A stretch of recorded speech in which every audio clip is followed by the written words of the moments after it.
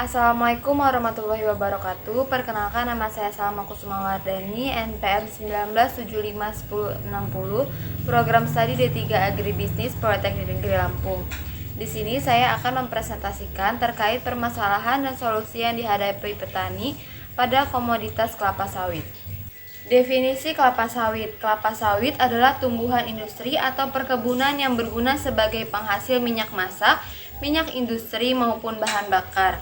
Pohon kelapa sawit terdiri dari dua spesies, yaitu Elais guinensis dan Elais oleifera, yang digunakan untuk pertanian komersil dalam pengeluaran minyak kelapa sawit. Kelapa sawit termasuk tumbuhan pohon yang tingginya dapat mencapai 0-24 meter. Bunga dan buahnya berupa tandan serta bercabang banyak.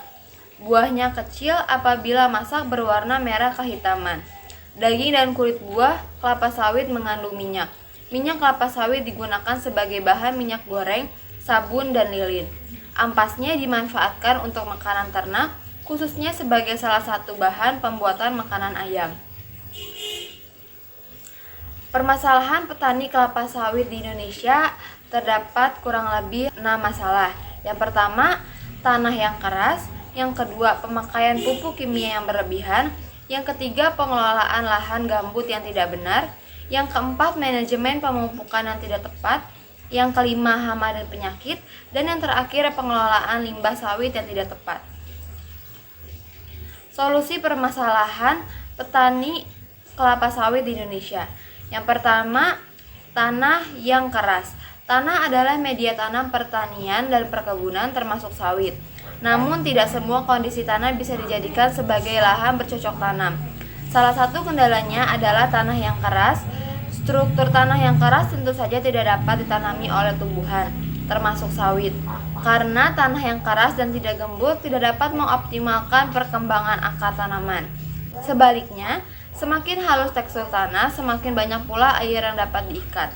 Yang kedua, solusi untuk penggunaan pupuk kimia yang berlebihan, yaitu menggunakan pupuk yang ramah lingkungan dan bersumber dari bahan baku terbaharui atau renewable resource, seperti pupuk hayati dan pupuk organik.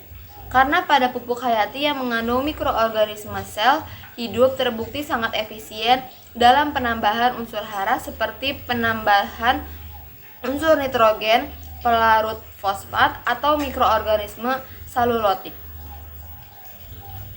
Yang ketiga, untuk permasalahan pengelolaan lahan gambut yang tidak benar adalah pengelolaan lahan gambut paling sedikit harus memerhatikan beberapa cara seperti pembenahan fisik tanah.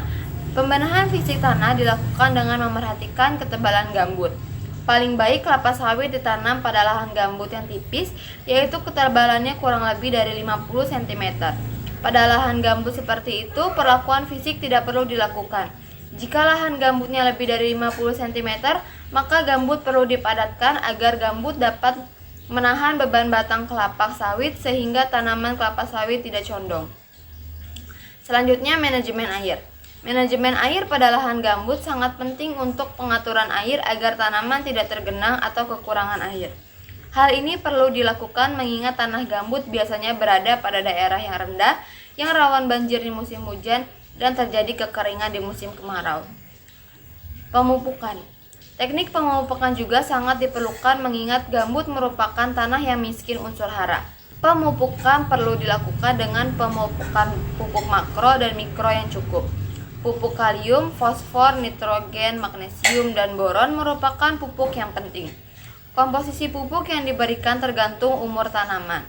Pada tanaman yang belum menghasilkan buah, pupuk N perlu diberikan lebih banyak. Setelah berbuah, pupuk K dan P perlu lebih banyak. Pupuk mikro, terutama boron, perlu diberikan mengingat gambut sangat miskin unsur mikro. Selanjutnya, pemilihan varietas. Teknik memilih varietas dengan batang tanaman lebih pendek agar tanah gambut lebih mampu menopang pokok pohon agar tidak miring.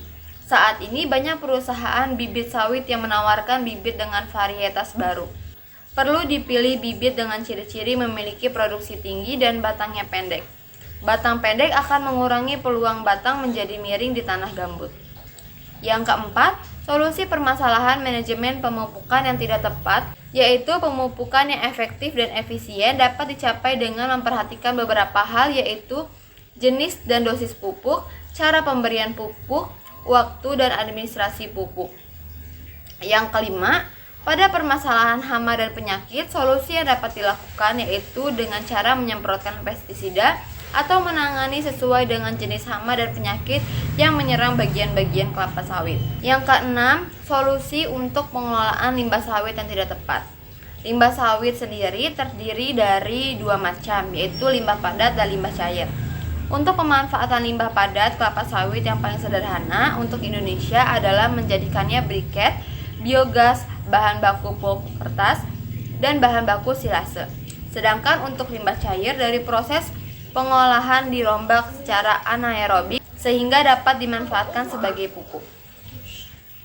Sekian presentasi dari saya. Mohon maaf apabila terdapat kata-kata yang kurang berkenan. Wabillahi taufiq wal hidayah. Wassalamualaikum warahmatullahi wabarakatuh.